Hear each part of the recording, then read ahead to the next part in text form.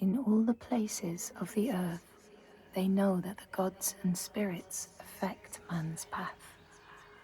All the misfortune that befalls man lies at their feet.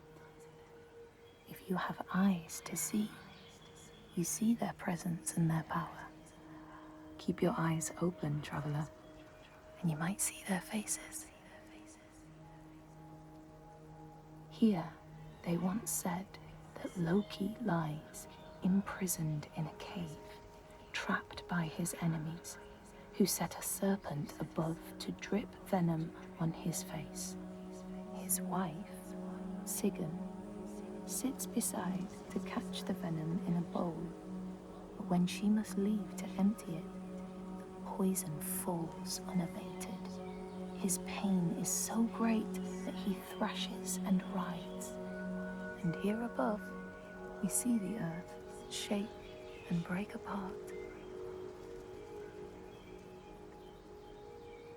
Across the sea, they know that the earth is carried in the arms of a giant. When he is vexed or injured, he may not carry his burden so gently, and the world will feel his anger and pain. In a land far away, they say the winds are trapped inside the earth.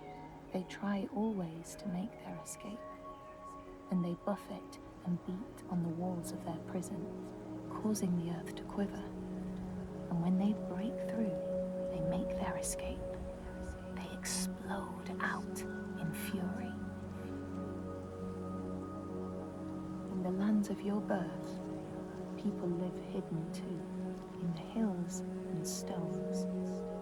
They may be the remnants of a godly race who lost a war with giants and, finding the world changed, retreated into silence. But you still see their carvings and circles from the time when they walked among men.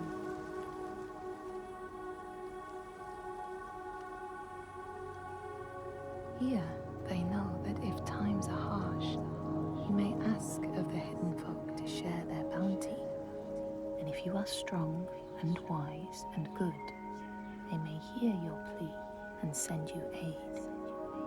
But if you are not, or if you do not respect the strictures they lay down, you might have your strife doubled.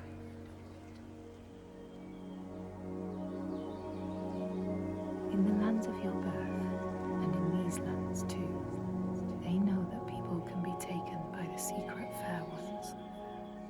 If you are not careful and do not keep to the pathways, you may find yourself among them. In a land to the east, they know that when a traveler finds themselves lost, it is the fault of the Vadadash, who wait at the crossroads to trick souls passing by.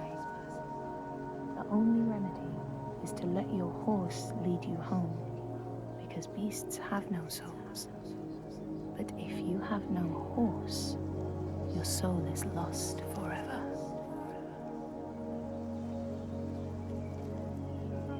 In this place, they know that sometimes the hidden folk will take their children and leave another in their place.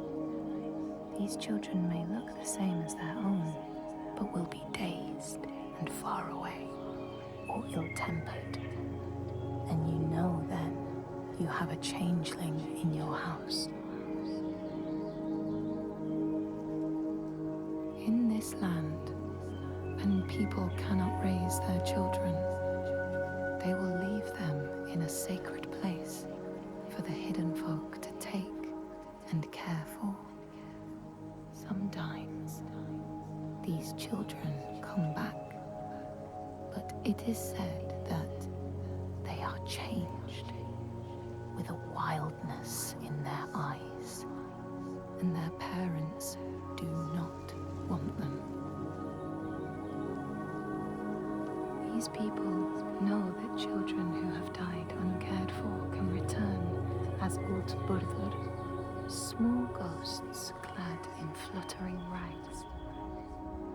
When there are storms, they may cry as they did when they were human, and will look for their mothers until they find them, and never leave them again.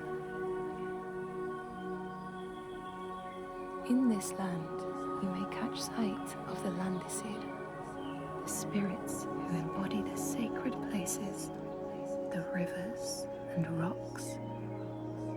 Do you see the Lady of the Mountain, the Fiak Kunan, who bathes in the waterfall and lets the drops fall on her shoulders? In the heart of the Northlands, they know the storms are born of the Oshkuredi, the hunt of Odin. The huntsmen ride horses with eyes of fire. Their weapons clash like thunder, and it is best to hide inside, lest your spirit be called to join them. In your lands, traveler, they know that the Kailif, the hag of winter, is the one who hurls sleet and snow upon the land. She lives in a sea rock and rules the waves of the roiling winter ocean with her blackthorn staff. She strikes the ground to destroy the shoots of growing green, so the winter will lie long and low on the land. These people know that the sea god, Ran, sets out nets to trap sailors and drag them to her world. She sends the waves, her daughters, to wreck boats so she will have more men to take. And jealously, she pulls them down beneath the water. People here speak of warriors who can transform themselves into bears when they are enraged. Their skin becomes hide so thick no sword or spear can break it. When King Hrolfr fought Skald, many people saw a great bear fighting beside him, who killed more men with its paw than any 5 soldiers. Men here will tell of how Jarl Hakon worshipped the giant Thorgerða and sought her aid in the middle of battle when the tide was turning against him. Fleeing to an island, he pleaded with her for aid. She demanded a sacrifice. She rejected all of his offerings until he, at last, killed his own son in sacrifice. Thorgerða gave aid, and Hakon's enemies saw the giants striding amongst the ships, arrows flying from every finger and never missing their mark. Their morale was sapped, and Hakon won his battle.